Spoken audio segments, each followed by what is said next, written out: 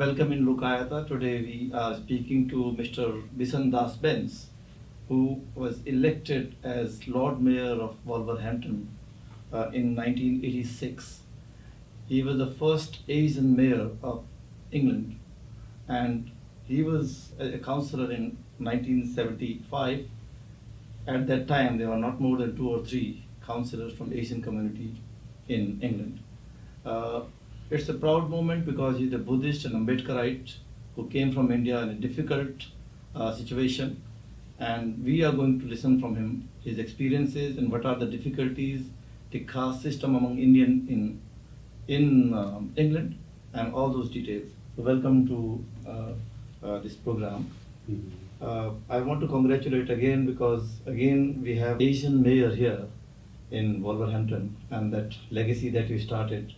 We have so many mayors. What is the reason that Wolverhampton has been electing the mayors from Indian communities since you started?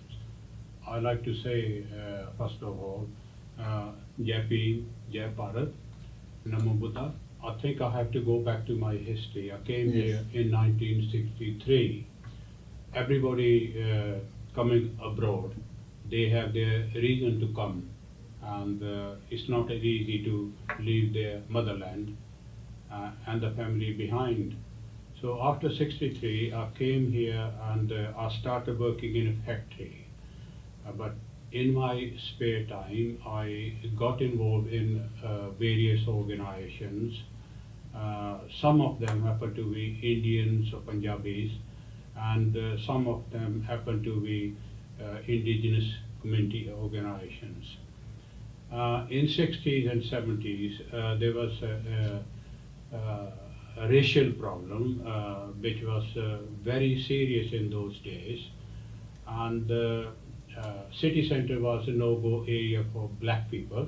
So this city center? This city, every city, in England, the color was very high, and there was a great deal of racial prejudice all over the place, you see, at work, in housing, in your everyday life. Okay.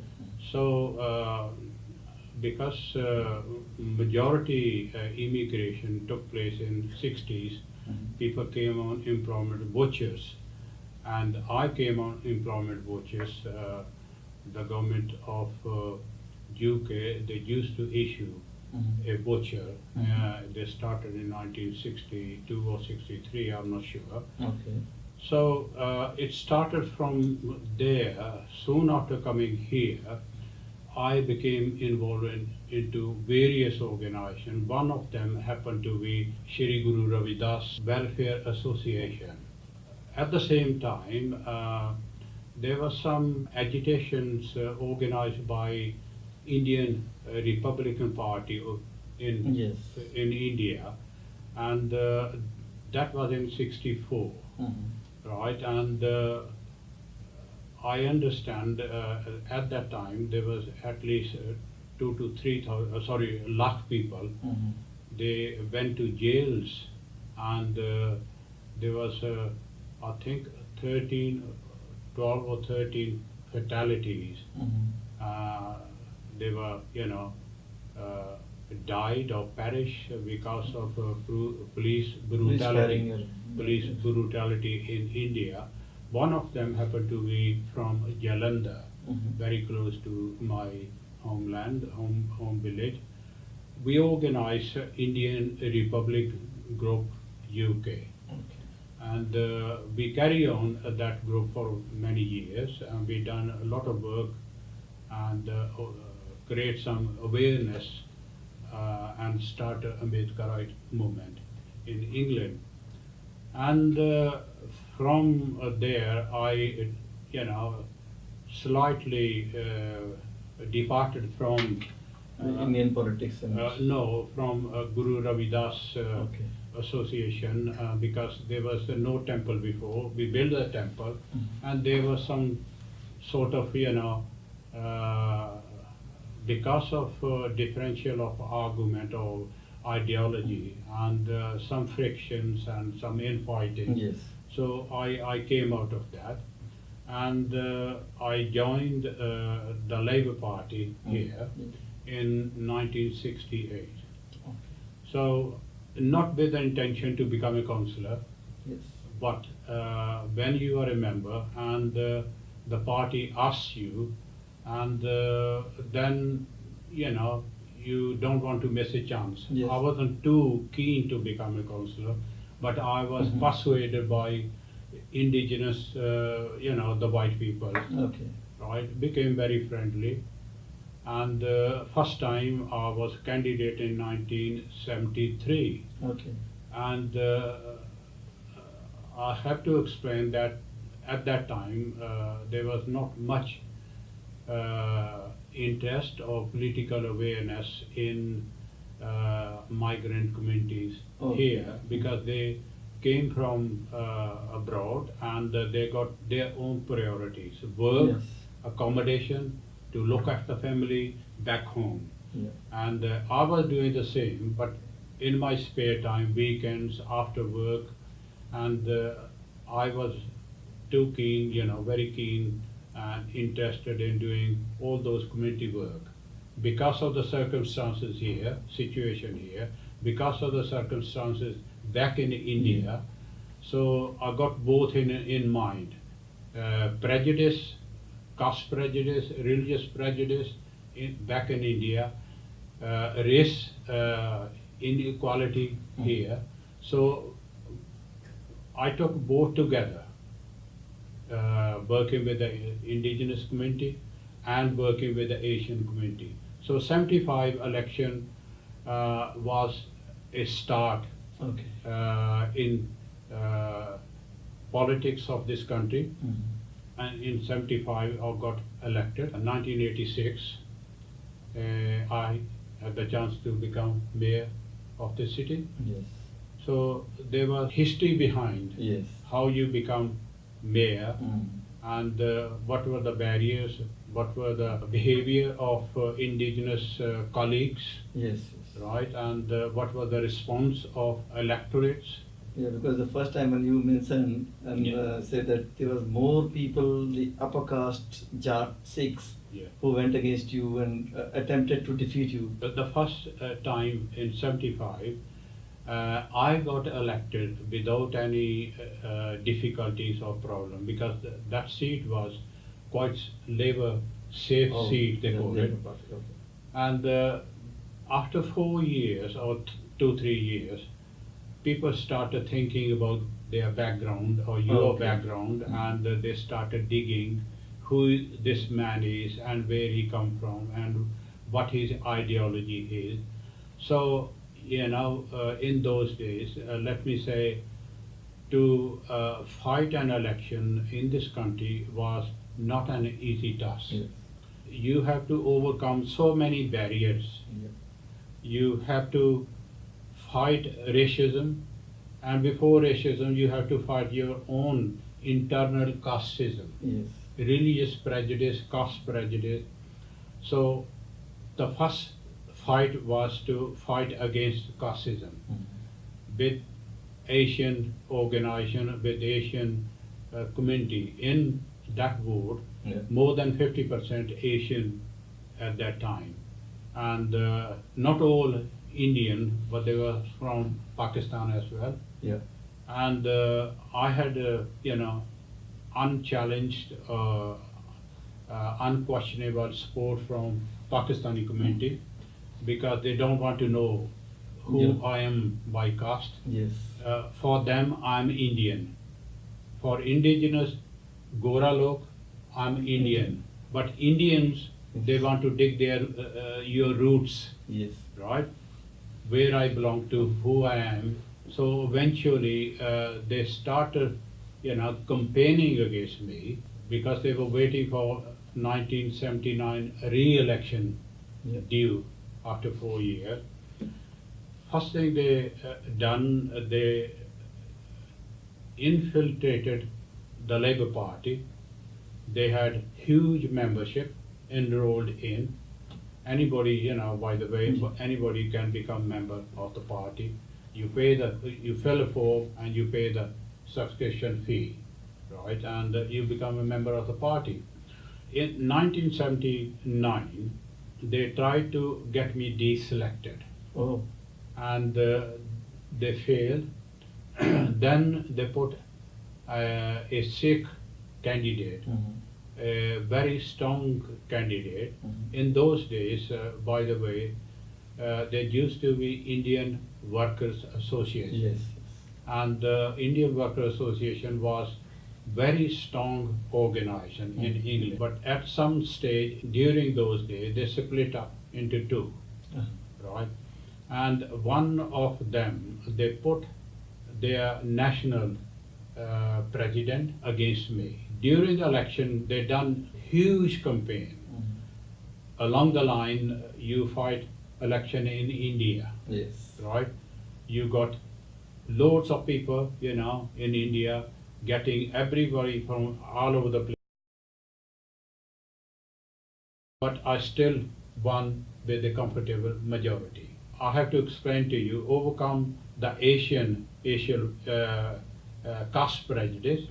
Then you have indigenous political parties. That time there used to be British National Party. Oh. We used to BNP. put BNP. And they used to field candidates all over the place. And their first and top priority used to be keep Britain white, Yes. Yes. right? And push all the blacks out, send them back, put them in ships, and deport them. That was their slogan, Okay. right? And they were very active throughout the country, at least for 20 years, more than 20 years. Gradually, other parties, they dominate them and eliminate them and marginalize them, and they disappeared. Yes. Right? Then you got other political parties. You say political ideology is different, but if you take it, all those parties, there's a one side, a black candidate, right? And you say you got BNP, you have to fight with them. Then you got liberal used to be, Yes. now they got DSP, Democratic Socialist Party, they merged into that, but that time it was a liberal, they were racist. Then there was a conservative, other name is Tory, Yes. they were hard racist as well. Yes. Plus your own party, and if Indians can discriminate against Indians, Yes. and the white people is natural can discriminate against the black. I got elected, and with a comfortable majority. Then the final stage, you had to make your place within your own party, Yes. in the Labour Party, and they were not, as you say, दूध का धोता हुआ, जी. right? जी. ऐसा नहीं था. जी. So they were racist as well. Yes. And their racism was not hidden. You can see from their behavior. There used to be cabinet members or committee chairpersons. For 8-9 years, I've been a backbencher, right? Okay. But I was outspoken on so many issues. But they won't give you a leading role, Okay. right? And then gradually, the time come, there were some people, left wings, and we got good friendship with each other, and some of them become member of parliament after. And one of them, one day, he came to me, he said, Bishan, we've been talking about you to nominate you for the next year's mayoralty. Okay. And that was October, November. Okay.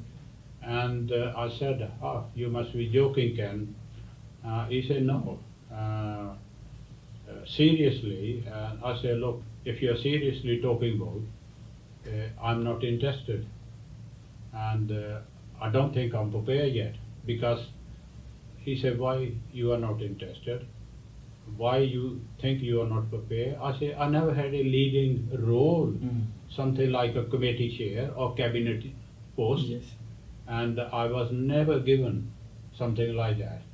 And I never begged anything, give it to me. I never asked the leadership. Yes. So you give me this and that.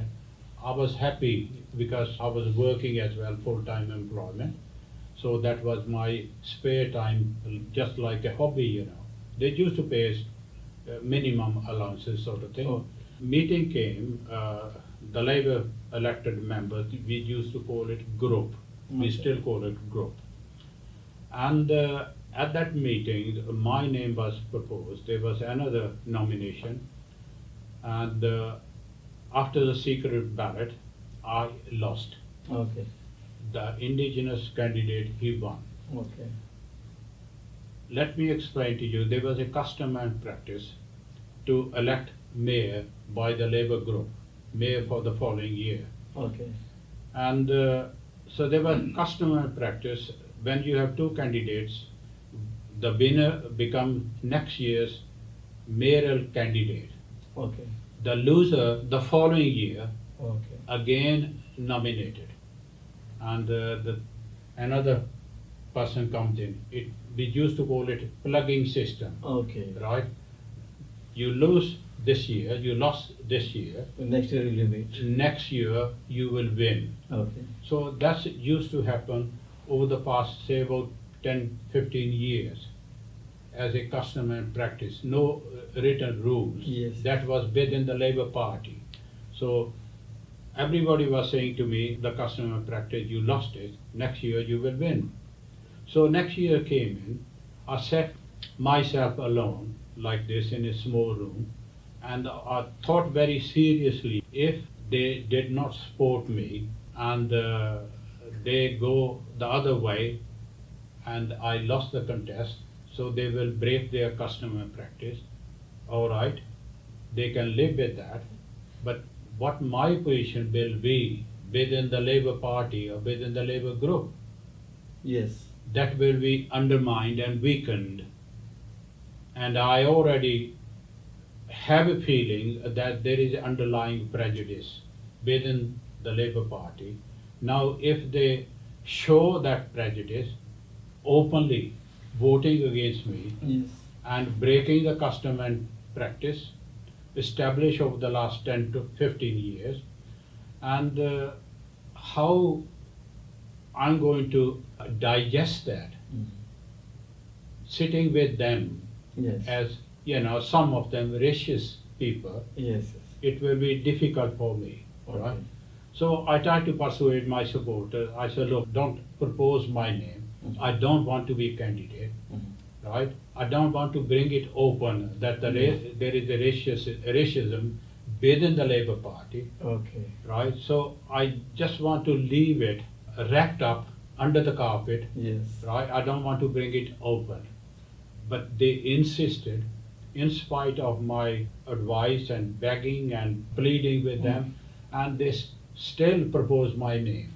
I lost it Oh. second time, Oh. right? So what I was expecting, it happened. And I gone out from the meeting and bruised, angry, that they shown their true color. Yes. And I decided to revolt. Okay. And I issue a press statement that the Labour Party, they're preaching equality. In practice, they are racist, right? And I narrated the whole story in my book, Pride and Yes, Prejudice, yes, if you have read it. Yes. Yes. And the local press, they printed on the front page my statement and exposing the Labour Party that they are the racist people. Yeah. And there was a great deal of discontent and aggro within the Labour elected members. And they approached the leader, they say, well, we can't live with that person.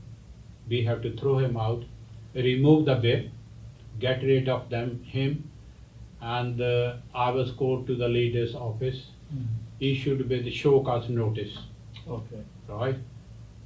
That's what they call it, you know. So leader want to have a meeting with me about my press statement. So I came here in this building, Civic Center, and went to the leader's office. He was very experienced person, very diplomatic. Okay. And to start with, he smiled and made some jokes, gave me a drop of whiskey drink, and he had a drink. Cheers, Bishan. And I say, I will say cheer after you tell me what it is all about. He said, I will tell you, don't worry about it, this and that, you know, very friendly. He said, what you said in the press is not all true. I said, why you are telling me? Why don't you go to the press? I made a statement. You tell the press, I told the people of this city, and I opened my heart. Yes. You prove me wrong. Yeah. We are a party, right?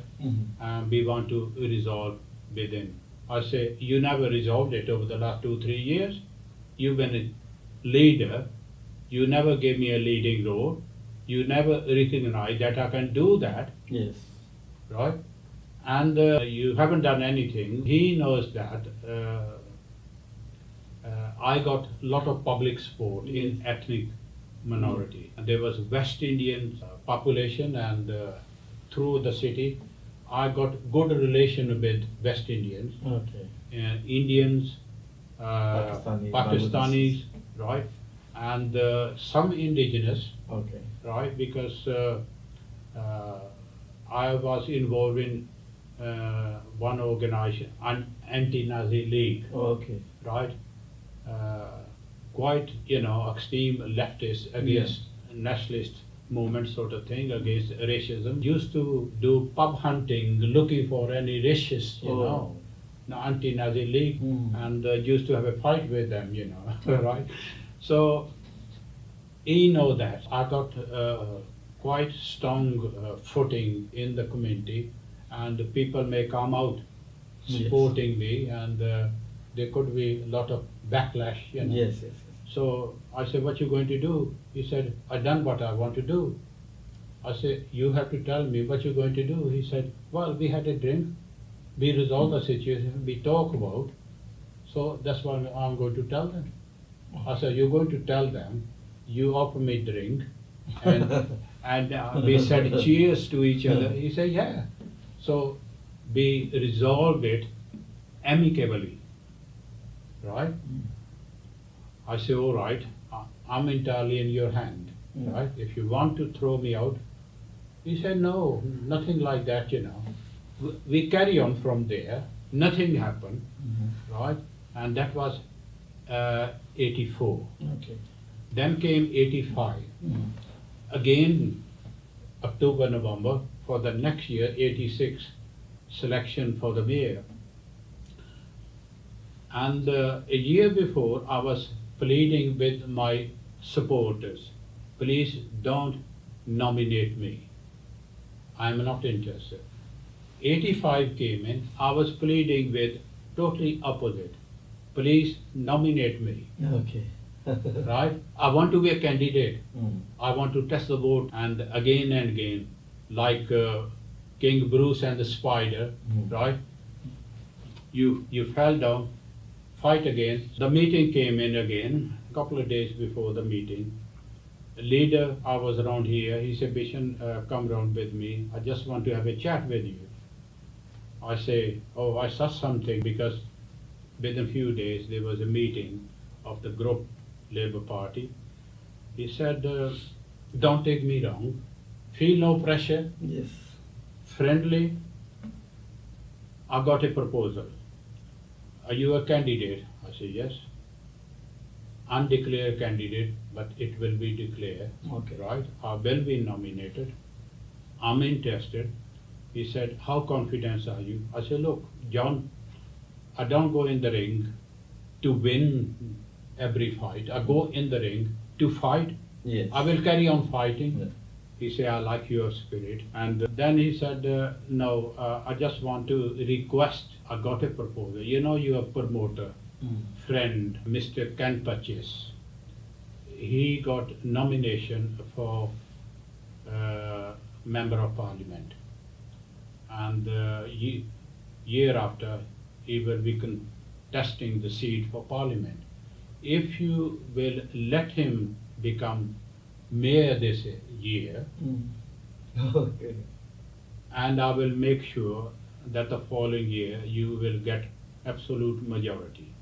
It is your friend, very close friend.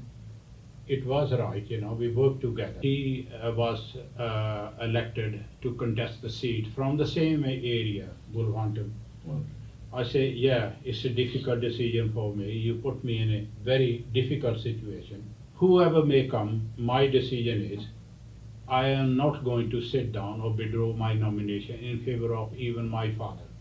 Okay. Yeah. Right? He's a good friend, and we got respect for everybody.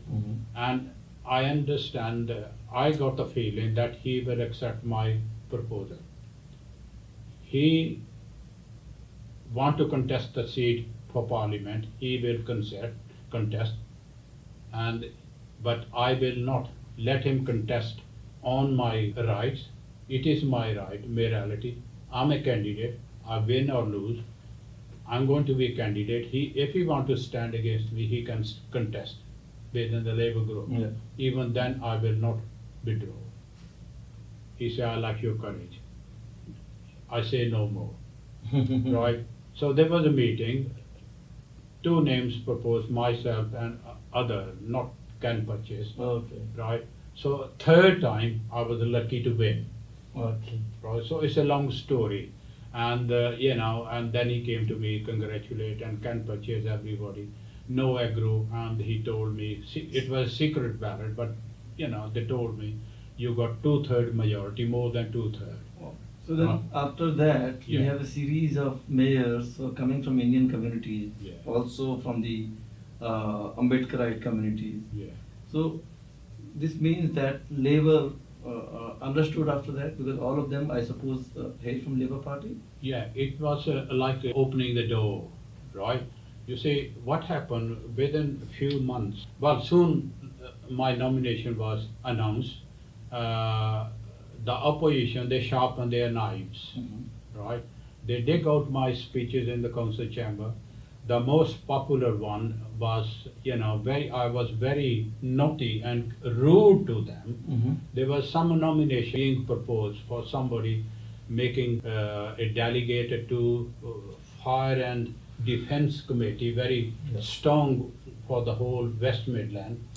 And opposition was nominating somebody, and he was ex-paramilitary soldier, and he was involved in Second World War. He was praising him to sky.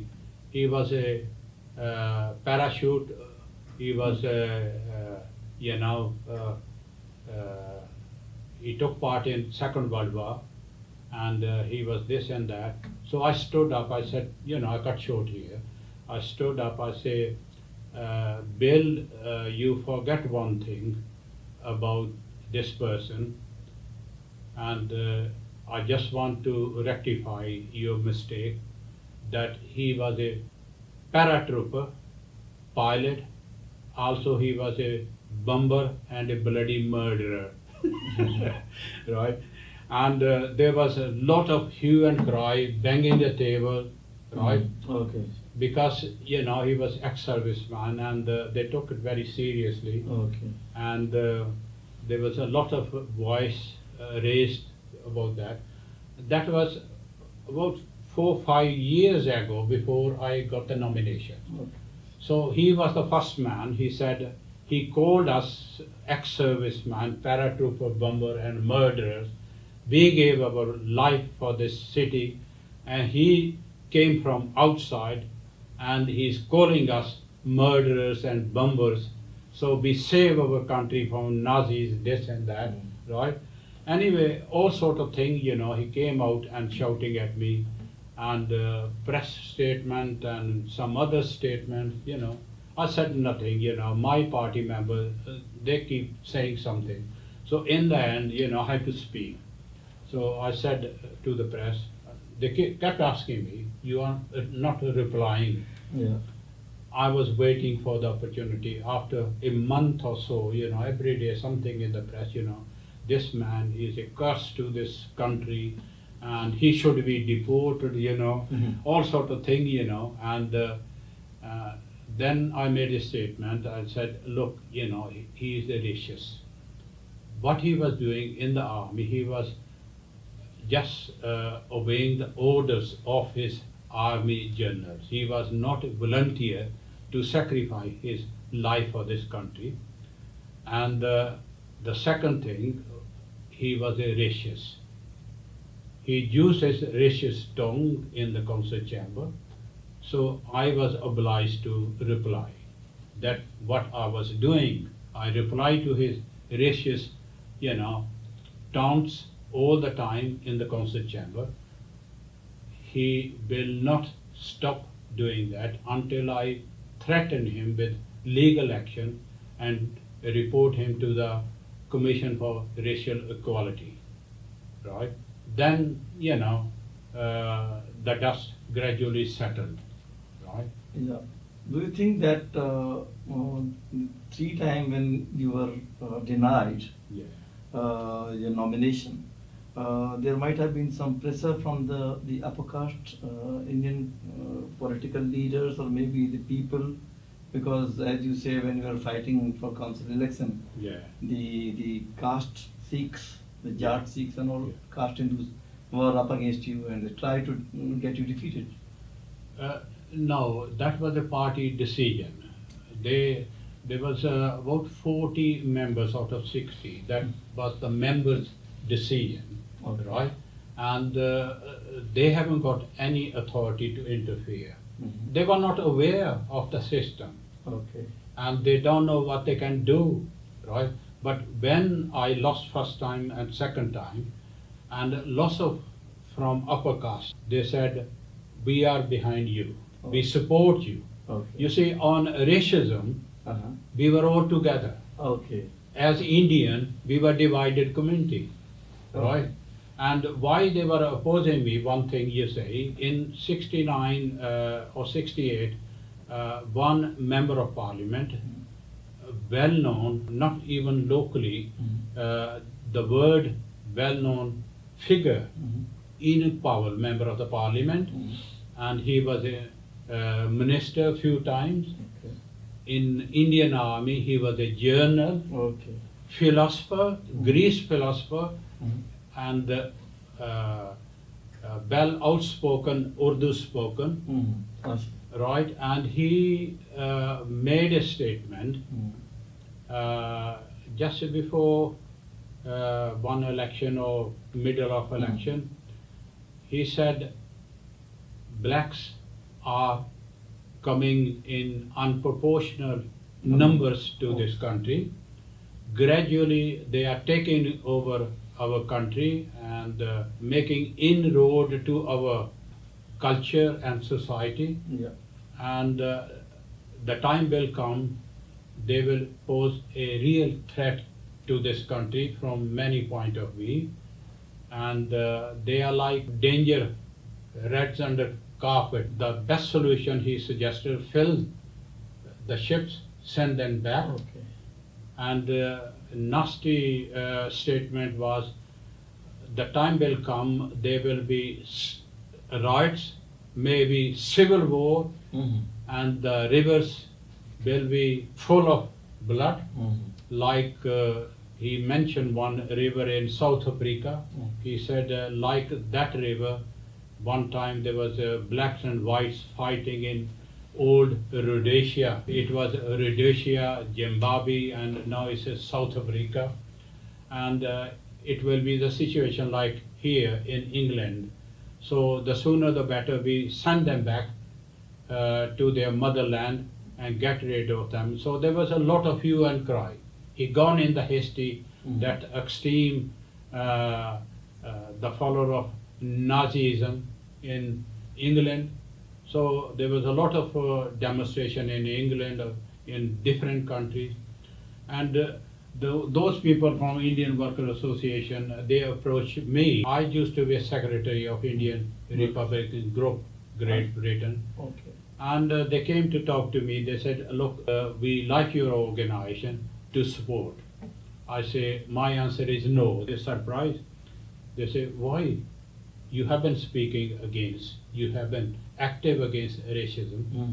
I say, on this issue, between you and me, I'm quite happy, right? Not to take part with you. He said, why? I said, look, we have been tolerating all sorts of racism from India. Yes. We are very used to that, Mm-hmm. right? And now I like you people to take the flip, they call it, and you will know where the shoe pinches. That's what I want you to learn. What is racism? What is the caste prejudice? Mm-hmm. They say, yeah. So from that point, we did not take part Yes. in demonstration against Enoch power. Mm-hmm. And that was in retaliation of caste prejudice by those people, because Indian Workers Association was dominated by the Sikhs, Jats. So they were just like people say, labor of the word unite, and they have no caste and nothing. Yeah. So in England, Indians brought their caste Yeah, in that's the right. unions, in the communist movement, also in the labor movement. Also. Yeah, they were basically majority communists from India, Mm-hmm. and they couldn't start communist party. Yeah, the Labour Party. Yeah, and there was a communist party as well. Some of them became the communist party members. Okay. But they tried to introduce their philosophy through backdoor, through Indian Workers Association, right? Mhm. Right. So they were majority of them. They were Sikh Mhm. leadership, and they opposed racism, but they never opposed casteism. So that was the bone of But contention. it's quite strange also because when we read about Sikhism in India, people Yeah. say that Sikhism is a religion of equality and Yeah. it's work against Brahmanism and caste Yeah. system. No, Vidyaji, you're wrong there. Mm. Indian communists, they are communists, Mhm. but they are also religious people. Yes. They are not true communists. They are not dealing from religion. Yeah, you say Harkishan Singh Surjit, the last Sikh leader of Communist Party, Yeah. devotee Sikh, his family used to go to temples regularly, and when they go to temples, they don't go to Sikh temple of Ramgarhia Sikh temple or Ravidasiya Sikh temple. They used to go to Jat Sikh temple. From that point of view, offspring of Hinduism, they still believe in high caste Sikhs, not low caste. He used to believe too. I know his village, Okay. right? Mhm. About 15 miles from my village. We know him, his roots, you see. Yeah. That's a typical example I gave you. Indian communists, they actually betrayed the Indian population, Indians downtrodden, Adivasi, they were not representing them. They got the communist philosophy, but on the other hand, they were Sikhs as well, Hindus as well. So they had their caste and they have their religion. That's right. What kind of a, like, because you're a part of Indian Workers Association Hmm. here, what kind of a prejudice you faced, or maybe the former untouchables from India who have come, Dalits or Ambedkarite, or do they face the caste prejudice still in these institutions? I've been here more than half a century. Yeah. And the people who came that time, they brought with them all those things in the name of our culture. Right? And caste prejudice is a part of their culture, Yes. right? Yeah. I heard from people saying in the beginning, 1964, 65, Mhm. at work, they talked to the Gora, Mhm. indigenous foreman or sergeant or Yeah. manager. Mhm. These people belong to this and that, On that caste, that community. right? And I know they were talking about somebody, not me. They are shoemakers from India. What are you? I'm a farmer. And the foreman replied, he's a skilled trade person, farmers are nothing. Okay. And that foreman told me, he was saying, these people are showmakers, right? Rugby, he used to work with us, his uncle, mama. They call them, untouchable from India, and we are farmers, they are assured. And the foreman said, oh, farmer got no skill, no trade, these are skilled people. But we know, what they're trying to tell them. And now what happened?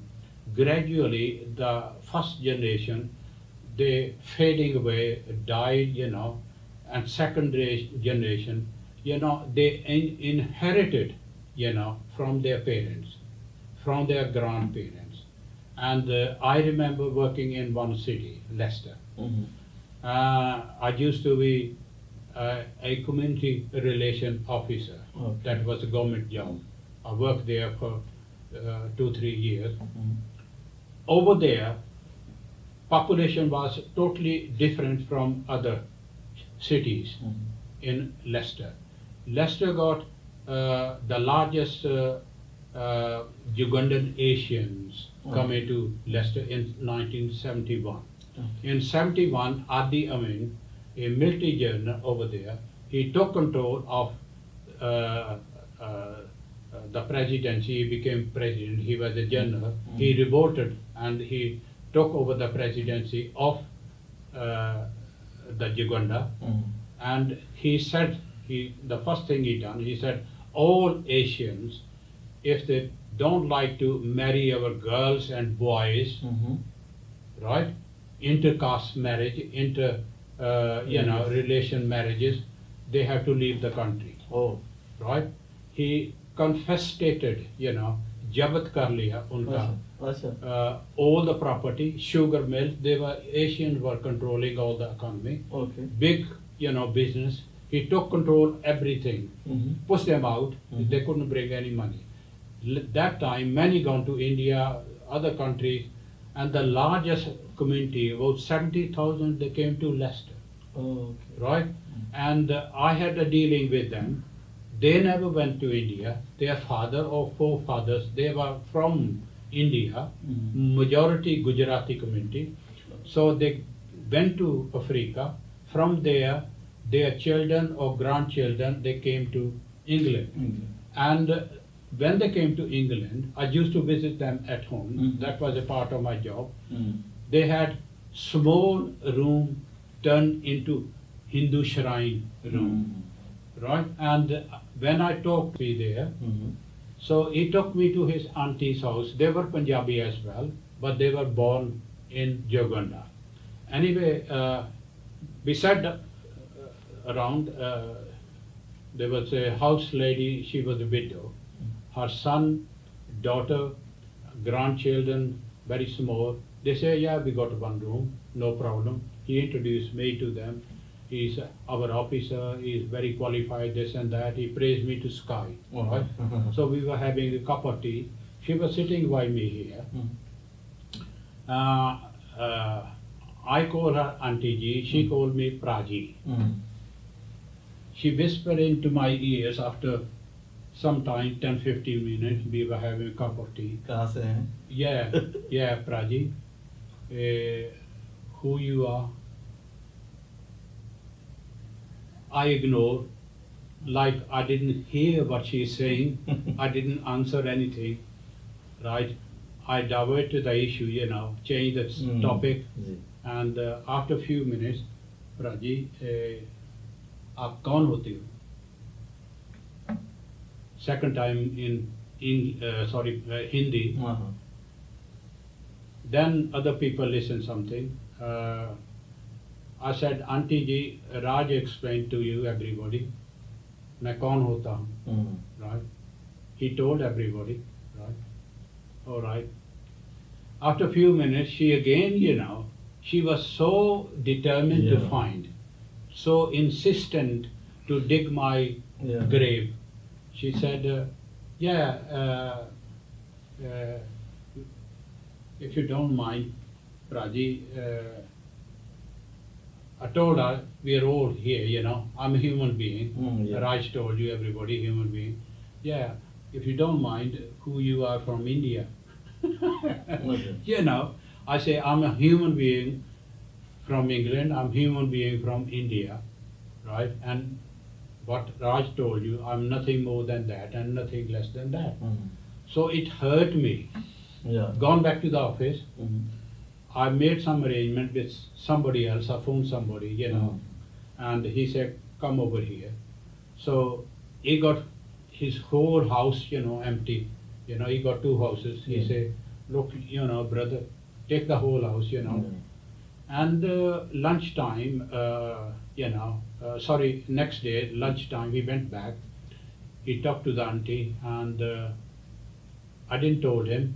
In the morning, he said, auntie, all right? Everything all right? You had a good night's sleep? I said, yeah, Raja, I was all right. Yeah, everybody all right.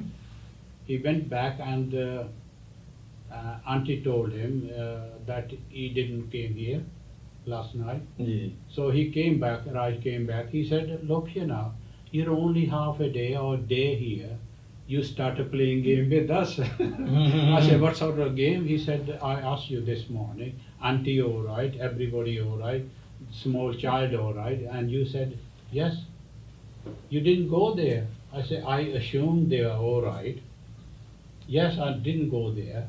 Somebody, you know, phoned me, he said, come to me, you know, so I was there. Anyway, you know, that's one story, you know. right? Yes. And they never forget, you know. They never forgot. But the racism, caste prejudice, you had to live with this in this country, even now. Because a few years back I was in Uganda and I Yeah. went and I was surprised to see so many gurudwaras in a different thing. This is Yeah. Ramgadiya, Ramdasiya, Jat Sikhs. Yeah. And I amusingly asked a person कि भैया India से आके यहाँ भी अपना जाति लेके आए हो क्या? Yes, still here. But here I'm very much more surprised actually in England because it's a developed country here. We talk about liberalism and liberal democracy, Yeah. but then again, You say, again, I said in my book, all Indian organizations, majority of them, they still have dealing within their own community. how are people like you, enlightened people like you, countering this? Because the response to the caste organization Yeah. has to be an anti-caste organization. But is there any anti-caste movement here among the diaspora? Yes, there is anti-caste movement and very able person. His father was a member of Indian Republican group. His son Satpal is a very able solicitor practicing. Satpal Moman. Yes, he's a leader, he's a convener, and you know. He is based here or no? In London. He's London, right? Satpal Maman, and they campaign rigorously to include casteism into Racial Equality Act 2010, and they call it strands 9. You know, you got 9 headings. You know. Racial prejudice, age prejudice, JBT, you know, prejudice, you know. Why is the Republican, why is this Tory government right now Yeah. ready to implement it? Do you think that after the Modi government came to power, the Hindu right-wing forces in UK have become over anxious about this? What happened, you say, there was a election looming in 2015. And before that, the proposal gone to the parliament, and to include caste into Equality Act 2010, and it gone through the both houses of parliament, House of Commons and House of Lords. House of Lord, and there was a pressure from the anti-caste group. Now they started new government, again Tory government. They started consultation, they call it consultation, on the internet is going on. for and against. Yeah. Again, upper caste organization, they started campaign and online petition opposing Inclusion of caste in the discrimination. inclusion of caste into the Equality Act. So both things are going on. So from there, you can imagine, there are still people in England who are racist, who are racist on, the basis of caste. There is a caste prejudice, and they are opposing. They say there is no need for it. Have you actually felt in the last few years that initially there were people who were a bit apologetic about, believing the caste. Yeah. They will speak in the private. But last 3-4 years, it's coming again open that we're proud Hindu and proud Brahmin. Yeah. And that assertion in UK is started because these people we are getting reports that a lot of funds to the hate campaign in India coming from UK and USA and Canada. Yes, it will be, it must be, and I can't certify. Let me give you one example. Satpal Mamani is a convener. He told me he gone on interview on one of the London radio interview, face to face with one of the opposition leaders, Yes. upper caste leaders, and Satpal Mamman, he told me that he was threatened, physical threat Oh. and legal threat. They say we will sue you, we will do this and that to you, and So- that's the degree of, Yeah, it's happening in India also. Yeah. Because they can abuse to anyone on Twitter, on Yeah. Facebook. But Yeah. if somebody respond to them, Yeah. they threat them with legal notices. Yeah, and all that's this. right. Over here, they can't do this, Yeah. easily. Yeah. But it may be, it can happen, because he told me bluntly. I said to him, I said, look, he gave reference of my book as well, Okay. at different places. Yes, yes. Look, if you want to sue somebody, sue this person who wrote in the book. You got something in black and white. Why don't you do that, right? Yes. And so that's a sort of, opposition about the caste system in here, But They- what is happening is also that the government it seems not interested because it want to deal with the right wing government in India, so it want to keep them in good Well, good books. that's another story, you say. It's not very open. When you got a government in India who got very similar ideology of the government, right-wing government here, so there must be some sort of collusion or collaboration between Indian government or the British government. Yeah. Must be something going on.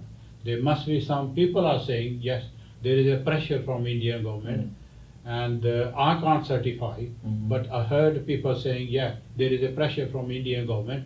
If you do something like this, we have to do the same, right? Business. But, yeah, you say we have to outlaw, in India as well. But in India, the caste prejudice under the constitution is already outlawed, Yes. right? Under section 17 of the constitution. But the constitution in India only outlawed untouchability, Yeah. not caste system. So Not we have to caste also system. we Yeah. have to see it is That's right. untouchability. Yeah, Is not really they have not destroyed caste system that's from right. the constitution. Yeah, they have not, right? And so, there must be some sort of, collaboration between two governments through their very high level, official levels or ministry levels. I can't certify, but there are talks going on. Yeah. And there's a pressure from the government. What happened last time, before the last election 2015, one member of the parliament, Sikh member of the parliament, took British Prime Minister to Amritsar, right, Gurdwara, and he was very impressed, and even the Labour Party,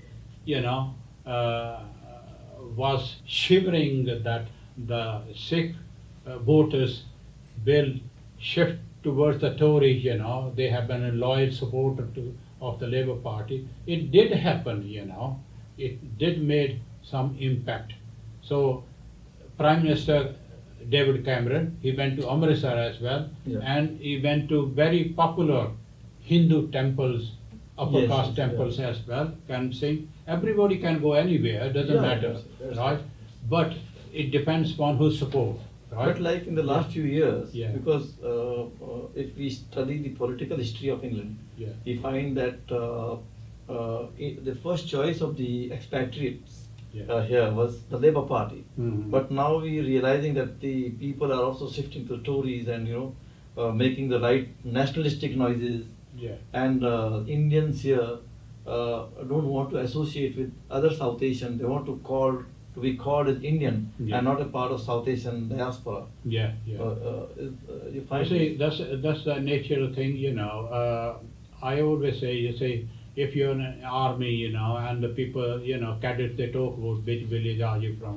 So they find something, you know, close to each other. Yes. When we came here, we used to, talk to each other. Where are you from? From so and so, Yeah, such and yeah, such yeah, village. yeah. The first, close proximity, relation used to be from your own village, from your own caste, from your own religion. Yes. Right, close to your village. So that's a natural sort of thing, you know. And if there is a prejudice here, color prejudice here, it's not at the same sort of, I call it, deep-rooted prejudice in Indian society. We have color prejudice, but we have a legislation Yeah. to overcome that color prejudice Mhm. under the 2010 Equality Act. Yes, yes. But there is no legal support for caste prejudice, neither here nor in India. India, yeah. So that's a tragedy, In India, we have the SC/ST Atrocities Act. Yeah, yeah. There is an act where Yeah. the discrimination, all this thing, Yeah. caste discrimination. Caste discrimination, there is a act. Yeah, What I was mentioning was caste system. yeah, So caste system is still part of the It thing. is, You can still yeah. flaunt your caste and go thing. Yeah. One of the very interesting part of your journey to UK was your when you came first, and Yeah. I read a very interesting narratives Yeah. how you bumped up to a place which Yeah. were not known to you. Can you Yeah. narrate to us that interesting story from the airport to your Yeah, place? yeah. How did you come to that place?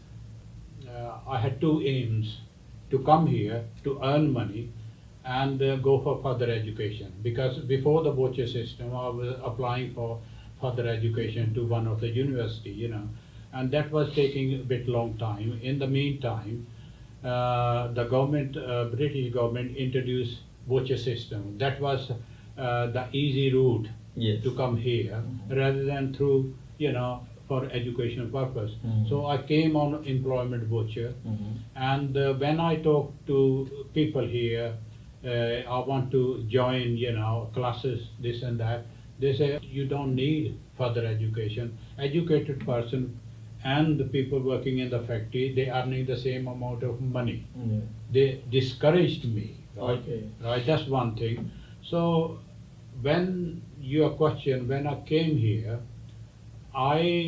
over here, There was no one to where you had to go.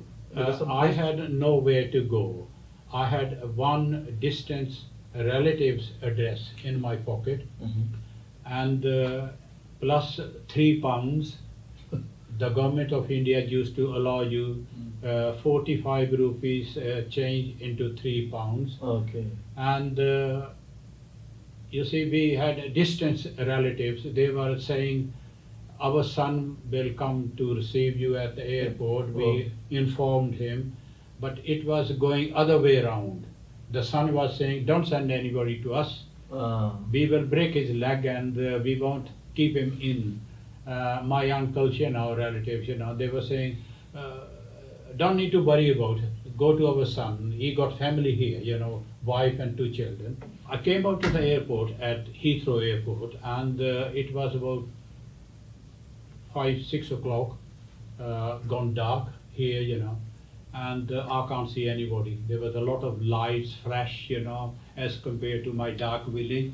So I was looking around, For the guy. anybody, To come to pick you up. come to pick me up. I was very, disappointed and worried about where I'm going to go. It's a night, and dark. And the only thing I was thinking, walk back into the lounge of the airport and stay there in overnight. And then next morning, Pakistani origin, he approached me, you want a taxi? I said, yeah, where you want to go to? Wolverhampton. He said, yeah, don't worry, I'll take you. I said, how much? He said, don't worry about it, money. And he picked up 6 person like me. And the car got 4 person capacity. He bundled us into the taxi. 6 person, we were unknown to each other, stranger, They were like me as well. Yes. We start whispering into each other's ears, where you from, where you going. So he started dropping. I was the last one left in the car. Okay. When I reached Wolverhampton, that distant relative's address, and the taxi driver, he came out and he knocked the door. It was about 9:30, 10 o'clock. Knocked the door. A small, short lady. He said, Madam, your guest from India.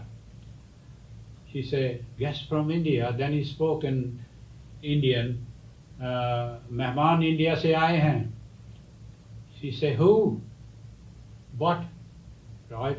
And he was looking, she wasn't opening the door. She looked through the window, lift the curtain. Eventually she opened the door. And there was a language problem, and she was very surprised, taken aback. I came out to the car, and Parjaji Namaste, I called her, and she was looking at me. I got my shoulder background here, and she was, absolutely, puzzled, and then something like I pushed through the door, right? And are you all right? Bhai Sahab kahan hai? Right? And children all right? And it was forced entry into somebody's house at night time, and a lonely woman with 2 children in the house. It was not the address that you had. That was the address. Were not known to each other. Not known to each other, right? I know her name from Okay. India, Okay. right? And so I mentioned her name, so she knows I know her, When the taxi driver asked for the fare, she said, I don't have any money. My husband will come 10 o'clock. He said, all right, I will come back 10 o'clock. Her husband came after 10 o'clock, introduced each other, and he was surprised as well. Right, he pulled his face. Who is he? And then he got no option but to keep me in, right? Gradually, I established myself with the family. But after some time, it was difficult. I became very friendly with the children, doing all sort of household. I used to know the cooking, right? And I used to even do all sort of cleaning. So I became good boy. For the family. Yeah, with the family within few weeks. And but I was feeling very lonely, depressed, because all day I do bits and pieces for them. And the man, he come back from work, stayed from work. He was on afternoon shift, from 10 in the morning to 10 in the evening. Very rarely I used to see him, and he did not have any time to talk to me. Regularly I used to write 2-3 letters to back home. I never wait for a reply from my back home. I started writing another one. So there was a series going on, and then there was somebody from my village. He was getting ready to come, and I said, my parents asked him to come, and then I went around to receive him. I didn't told the family that I'm going to, receive him. So I took a taxi to London. I brought him to him. I kept all the secret. I said, look, he came to me. He didn't told me. and they were not very happy. So we were paying rent.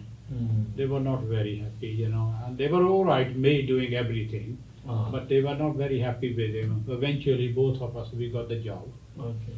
And one day came in, there was some sort of feeling, so we find lodging, after a few months, 2-3 months. And, we like to our own privacy and Yes. independence, so we gone away somewhere else, yeah. So interesting story, because you saw everything personal to private, Yeah. domesticated environment also. Yeah, it was very difficult. Very difficult, yes, Yeah. for a person who has come to Yeah. study and get a Yeah. job, Yeah. to do the domestic work. Yeah. Again, as a thing.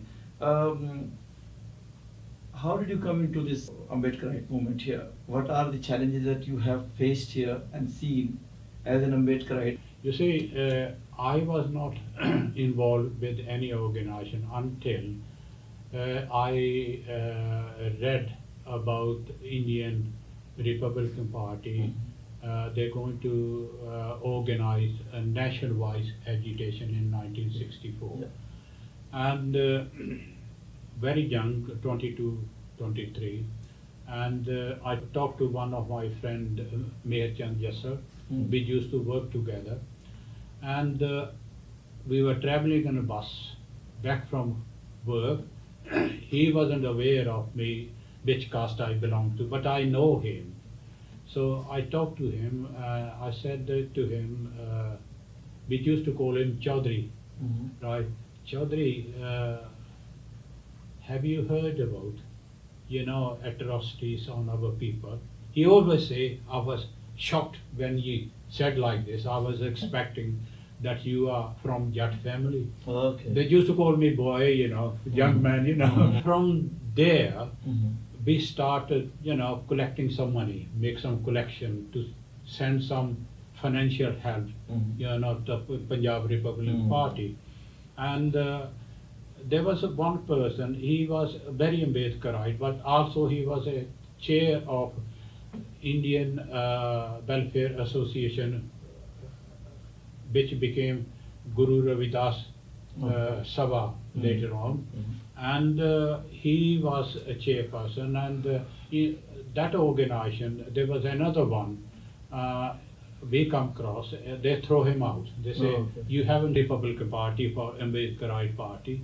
So, we, start, coming in contact with each other.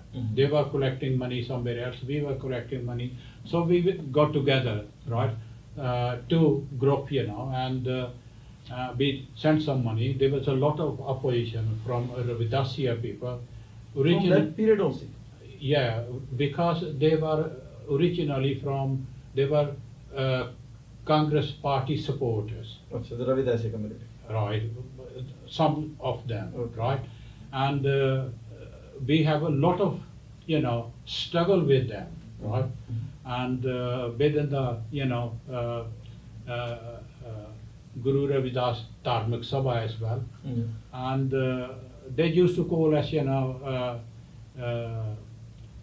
Ambedkar Bigde Young Munde. Right? Right, Ambedkar spoiled youngsters, right? And they used to work for, Swarn Singh, first defense minister from India, and others, Darwara Singh, right? They were their followers, Anyway, then we organized a Republican group.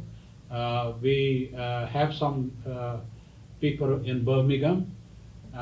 We started knowing each other, We organized together Birmingham, and then we started, going outwards, to Bedford and London, and within few years, within a year, we established a very strong Republican group, right? And we have Peen Patrika from Lahori Rambali coming in. It used to, early days, one or two coming in. So we all, subscribe, and we say, all right, we're having some information. Yes. And we supported them financially. They were in, prison that time. Pyara Ram Tenubali became minister after Lahori Rambali, he was in, and the whole party was in, you know. Yeah. And then Lahori Rambali came to England in '67 and we organized his function.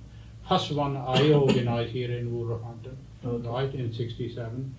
So from then we strengthen our organization. People like Davinder Chandra, he joined, you know, and we work together as well. As an Ambedkarite, what is the biggest challenge that you are facing today when people have all money, but what stopped them coming together at one point? Well, you say, you talk to any Ravidasiya at the moment, you go to Ravidasiya temple, they will say, yes, we worship Ambedkar, we are Ambedkarites, we are following him, he was a great man, he is our liberator, and we are Ambedkarites. But when religion comes forth, and they differ from there, lots of them, majority of them, still when Mardashmari comes, census comes, they declare religion Hindu. Some of them, since over the last few years, they invented new religion, Ravidasiya. But that's not officially. They started declaring on the census, right? At the last census, 2011, there was about, I think, 1,100, right? But has the UK government accepted it as a separate religion? They don't need to accept it, you know. You declare any religion on your. The government is not bothered about it. The government don't bother about, you see. And lots of people, you know, they declare they are not religious. They declare, that they are atheist. There is a column here. Yeah, atheist sort of thing, you know. And you declare any religion, and the last, you know, census, even only in Wolverhampton, there was about 900 Buddhists declared in this city. So, I mean, you know, they've done a lot of work, hard work, and there are thousands, you know, when Guru Ravidas, you know, annual birthday celebration, and there are thousands comes over there, right? But they, all of them, they don't declare Ravidasiya. They are not Ravidasiya, they oppose Ravidasiya. So they are divided into two factions, you know, small Ravidasiya religion and the big Ravidasiya. They are not Ravidasiya, but they are still Hindus. Okay. As an Ambedkarite, because people in India get sometimes, you know, confused about which way to go, because it's also different religious identities and different. What is your vision for future, and what are you planning to do? Because you are now in the Buddhist movement and also doing a lot of community work. As a Buddhist, how do you bring people, or do you accept that there is a diversity of religion and thoughts, and we have to admit that? You say the first generation, they were hard rock to crack because they were from India. Yes. Right, and it was very difficult. They were orthodox, traditionalists, right, and they hate Buddhism. They hate Ambedkarism. Now, because they were majority of them illiterate, educated people, as Baba Saheb said, betray Baba Saheb, right? They were misguided, and they were worshipping. Instead of Baba Saheb, they were worshipping Gandhi, right? He was the liberator, right? So now gradually people are getting educated, right? We are doing our best in every town and city, in every family, in every group, right? We are taking Baba Saheb's mission to the new generation, right? The new generation, until they educate themselves, they read, you know, themselves, they won't change. It will take time. It won't be revolution. It's a gradual evolution. But here, the movement is picking up more rapidly as compared to India, because Indian population, you know, Punjab is forward, you know, UP and Uttarakhand and others, lots of illiteracy, you know, and poverty and oppression, you know, and I know they don't even heard about Baba Saheb's name, but over there is a lot of controversy going on between Baba Saheb and Hinduism, right? Mhm. And within the Ravadasiya, so-called Ravadasiya community or Dalit community. But we are we are in the middle, Ravadasiya and the other, there's a fraction, and we are trying our best, right? And our educational movement is picking up very quick. We got literature, we got speakers, we got organizations, right? And we got papers, newspaper, Samaj weekly. We got Kanchi TV now, right? And we got slot there 2 days, from Dr. Ambedkar Memorial Committee. So we expect people like you to continuously monitor the situation in India, particularly when there is a threat to the dissent, to the political dissent, to the activists and all those things, because the way things are moving, it's also important to support the political movement and this bigger duty to bring different Ambedkarite section together. So that they can fight the political battle strongly, and we look to the people from UK to provide support, whatever moral and whatever political, to the people in India. So thank you very much. Yeah, thank you very much, and nice to meet you. And I wish all the best to your project and your campaign in India. And we haven't forgotten our root back in India, our body living here, our soul and our minds and our thinking and our prayers are with the people of India. So we will all do whatever we can here in England. Thank you very much. Jai Thank you. Hind, Namo Jai Buddhaya. Hind, Namo Buddha, Jai Bharat.